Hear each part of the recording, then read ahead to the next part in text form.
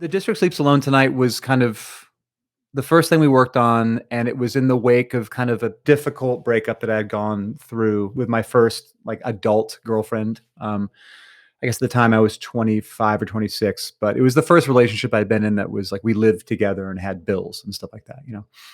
And it was since it was the first one, it was pretty painful when it kind of fell apart. And so I kind of decided to write this song about this experience of seeing her. She had moved to DC from Seattle, and when Death Cab had come through DC on tour, we were seeing each other for the first time since we had split. And it was just very odd to see this person in this new life that you had no context for, right? This is the first time you're kind of experiencing a partner's new life, and what an kind of disconcerting feeling that was for me. I think when I started working on instrumentals for the album, I imagined that it was going to be a more experimental record. And then I kind of just made the instrumental for The District Sleeps Alone Tonight. And it just kind of came out poppier than I expected right away. And then he added vocals, and then it was like, whoa, this is way poppier than I was first thinking. But then we just kind of went with that direction. That song in particular was definitely Bjork. So yeah, her music definitely influenced the songs on the album. I mean, Bjork had always been kind of my dream collaboration back then with the Dentel project, and one of the few people at the time that was doing, vocal kind of pop music over more experimental electronics. There wasn't a lot of that to choose from back then.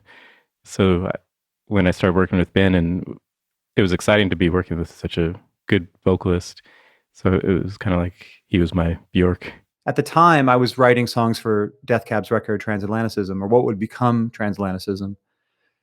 And these Postal Service songs were like these little breaks in my writing schedule where, we all wanted to make a great Death Cab record, as we want to every time we make a record. But I was very focused on that and really kind of getting in the minutia of writing a lot of songs and being very critical of the work I was doing and trying to, kind of connect things and make ideas work together. And then I would get something from Jimmy that just felt like a vacation from that work.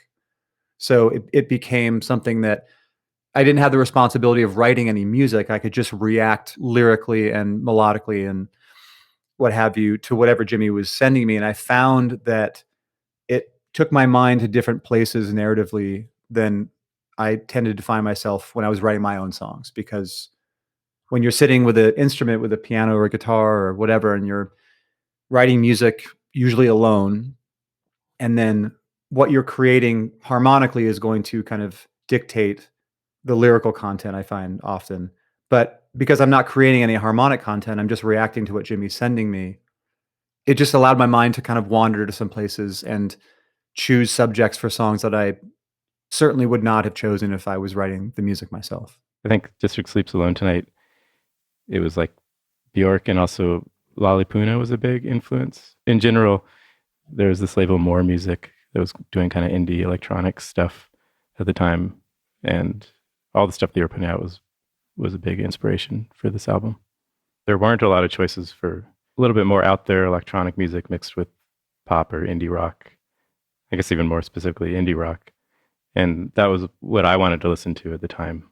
And I don't think I was even that aware of it at the time. That was exciting that we've found a niche that wasn't already done to death. Give Up is kind of, to me, like an 80s electropop revival record that came out in a period where nobody was really doing that. There are people making pop music with electronic elements, but it was nothing like it is now, or nothing like it was at the dawn of electropop. So it wasn't as if we saw, a hole in the music market that no one was making this music and that we should make it and then it will be popular. I think it was just that so much like electronic pop music was stuff that we grew up on and we loved. And that, I grew up a huge Depeche Mode fan, a huge Kraftwerk fan, a huge fan of Pet Shop Boys and Erasure and all that kind of stuff, New Order. And it felt when we were making Give Up that, my kind of penchant for electronic pop music and my sensibility as a lyricist added to Jimmy's kind of palette. We just found ourselves in this place where we were making a record that was not so much unique in the grand scheme of music history, but that no one else was really doing it like that at that time.